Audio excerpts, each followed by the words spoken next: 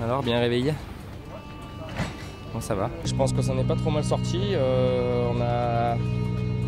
On est parti fort forcément dans la première, mais on a encore rajouté dans celle d'après parce qu'on a vu qu'il fallait peut-être en faire un peu plus. Seb était parti très très fort ce matin. Et puis à la sortie, ouais, on limite pas trop mal la casse. Avoir toujours une vingtaine de secondes d'avance sur Seb et Jari-Matti, c'est pas confortable, mais je pense qu'on a quand même l'avantage pour cet après-midi. On se bat bien depuis ce matin, c'est vrai que c'était super bien dans la première, après un peu plus délicat dans les autres.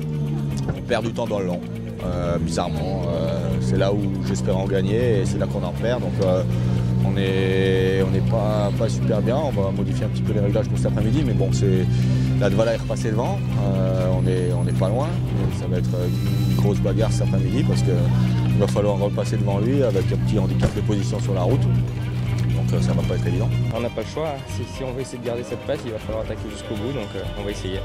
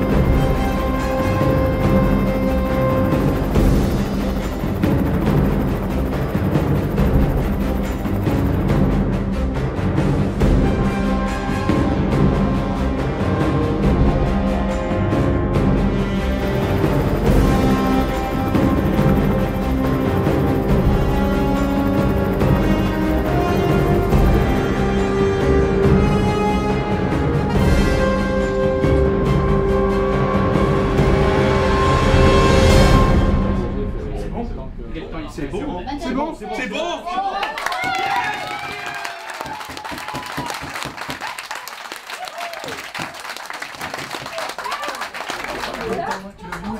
C'est un 2 dixièmes. Tu l'as vu? Ouais, c'est ça. Il gagne pour 2 dixièmes. Il gagne pour 2 dixièmes.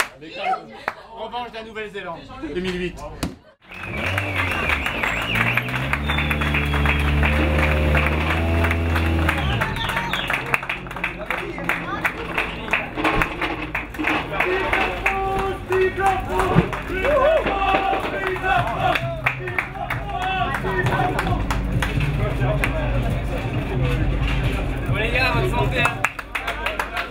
Ah, c'est clair que là, il a fallu aller chercher parce que Jari-Matti était vraiment énervé aujourd'hui, il faisait des temps de malade.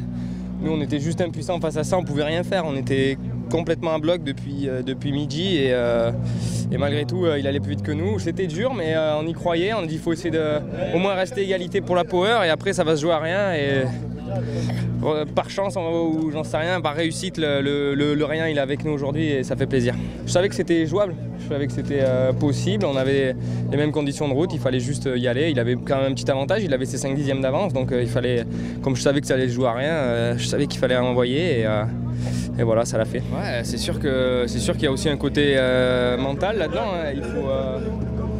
Il faut rien lâcher, il faut tout donner et puis il ne faut pas faire d'erreurs. Et ce week-end, personne n'a fait des erreurs dans les 3 plus vite devant. Peter a fait une petite, qui lui coûte cher d'ailleurs. C'est sûr que c'est des bons points de prix. Au championnat, on fait une super opération, on revient vraiment dans le match. On est maintenant, je crois, si mes calculs sont bons, 4 en 8 points.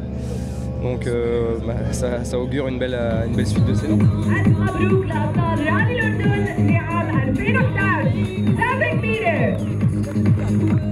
C'est clair que bon, on part avec un handicap en début de course, avec la position sur la route. On a aussi le handicap de finalement pas pouvoir jouer dans les tactiques parce qu'on est devant. Et puis voilà, c'est la course. Hein. De toute façon, c'est ça quand on est premier, quand on est bien placé au championnat, on est mal placé sur la route, sur les rallye-terres et on le paye. Donc c'est ce qui fait que ça se nivelle au fur et à mesure. C'est pas une nouveauté non plus, hein, donc on le sait. Le règlement est fait un petit peu pour ça justement, pour essayer de resserrer les écarts.